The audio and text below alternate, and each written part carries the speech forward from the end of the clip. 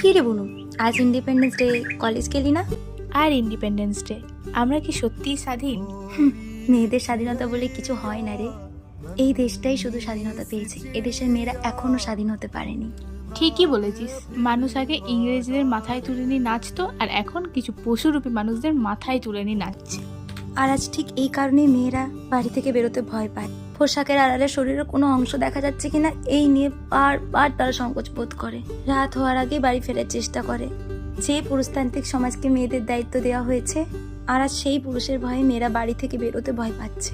তুই বলতি আমাদের মতন মেয়েদের কিছু হলেই সব পোশাকের দোষ দিবে, কিন্তু ওই 3 বছর 6 বছর বয়সে বাচ্চা মেয়েদের কি দোষ ছিল?